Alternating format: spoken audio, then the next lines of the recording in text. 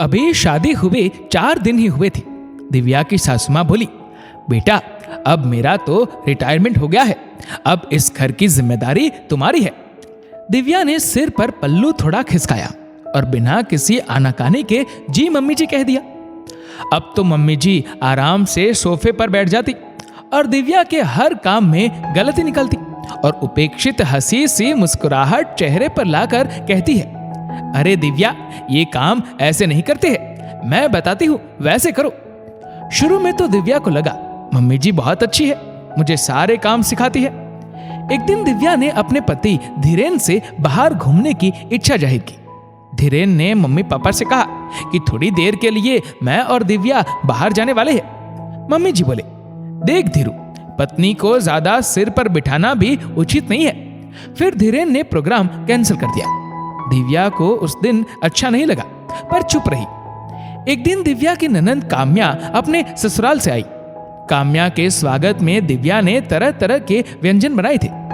खाना खाने के बाद काम्या बोली, भाभी मजा आ गया, आप तो बहुत स्वादिष्ट खाना बनाती हो, पेट भर गया, पर जीभ है कि मानने को तैयार ही नहीं है। दिव्या खुश हो गई।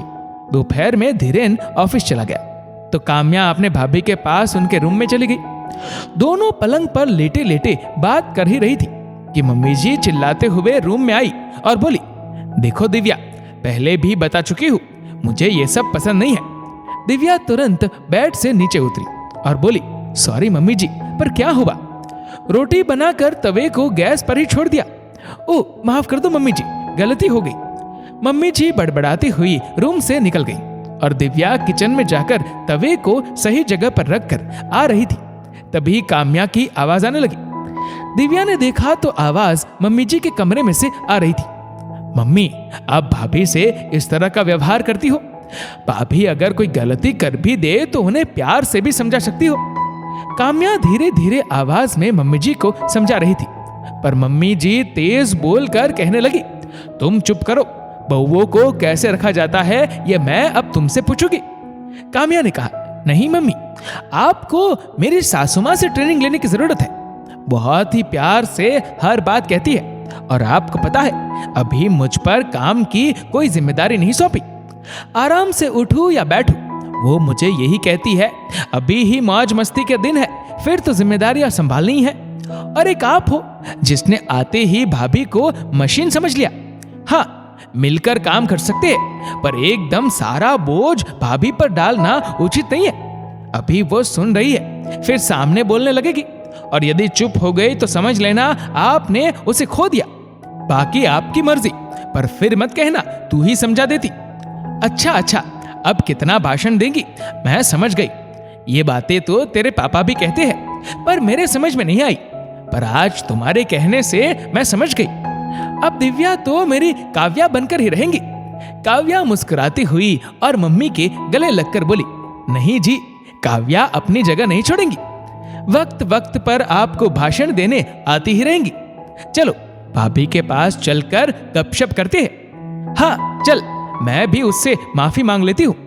तो काव्या ने कहा, माफी मत मांगो, वो चलेगा, पर अपना व्यवहार बदल लो, क्योंकि कुछ बातें एक बेटी ही अपनी माँ को सिखा सकती है। ठीक है बेटा, अब क्या मम्मी की जान ही लूंगी? और हंस पड़ती है। नहीं मम्मी, ये हंसने की बात नहीं है।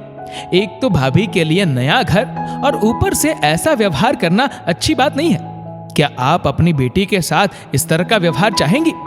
मम्मी बोली, सवाल ही नहीं उठता, मैं दूसरे दिन ही तुम्हें यहाँ ले आऊंगी फिर। काव्या बोली, तो भाभी क्या किसी की बेटी नहीं है? वो तो उनके मम्मी पापा सीधे हैं, वरना वो भी अपनी बेटी को ले जा सकते हैं। मम्मी बोली, हाँ, तो अब मुझे सीख मिल गई। अब मैं जैसा तुम्हें तुम्हारे ससुराल में देखना चाहती हूँ, वैसे ही मैं मेरी दिव्या को रखूंगी।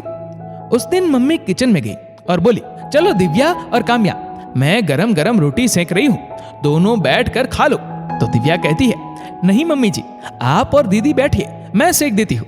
काम्या ने दिव्या का हाथ पकड़ा और डाइनिंग टेबल पर बिठा लिया और बोली, भाभी कभी कभी मम्मी के हाथ का खाना भी खा लिया करो, वरना सब कुछ भूल जाएगी।